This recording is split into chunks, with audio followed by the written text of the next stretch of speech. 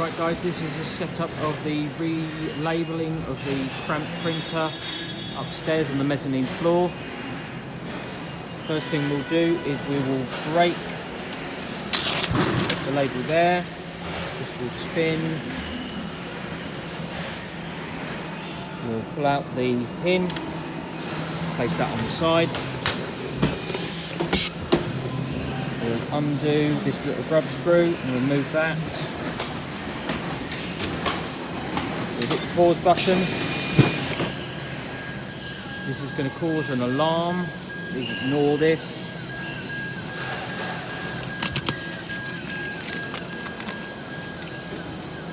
So we're going to remove the old ribbon.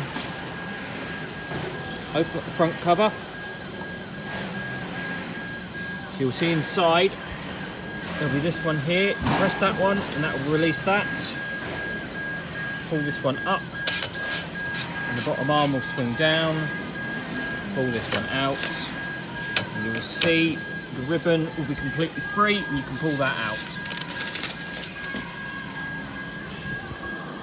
So if you're going to put a new ribbon on, you'll remove this piece by twisting that.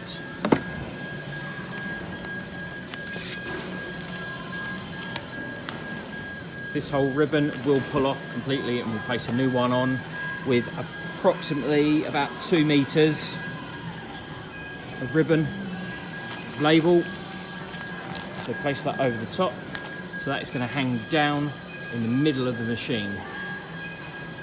This section of the ribbon here will go in between these two.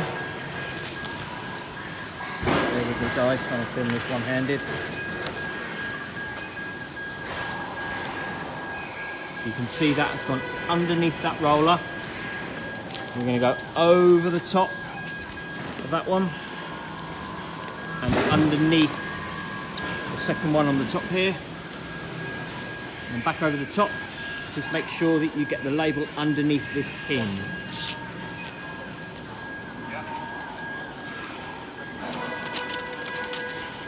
You see the label is underneath the pin. Now we're going to go over the top of this one. Pull the label down towards the middle of the machine. So you can see now that our label's a lot shorter. So we're going to pull a bit more off. So we've got a bit more to go through the machine. There is a diagram in the machine of how the label is going to go, but I'm going to show you anyway.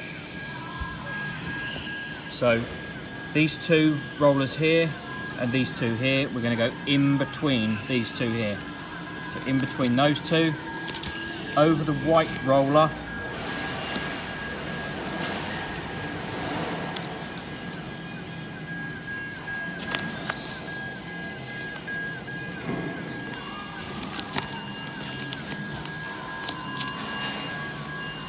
it's going to go all the way through the machine. There is a small tab, little white tab just there. The label must go underneath that tab to work. So underneath the machine you can see this is the blower tube and this is the clamp. So we're going to go between the blower tube and the machine. And then we're going to go through this gap here with the label.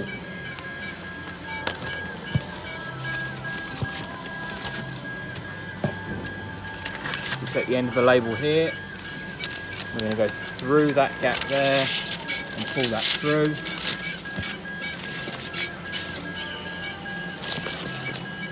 You can see it's now tight and through. And these two here, we're going to go underneath these two.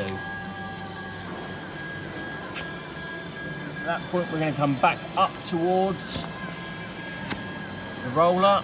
We're going to go over the blue roller. And we're going to go over the black roller, back under itself, and then back over the second black roller. So we're going to go over the top, around and over and under, back under, and then we're going to pop that on top of there. And then we're going to use the pin that we took out to start with, and we're going to pin that in place.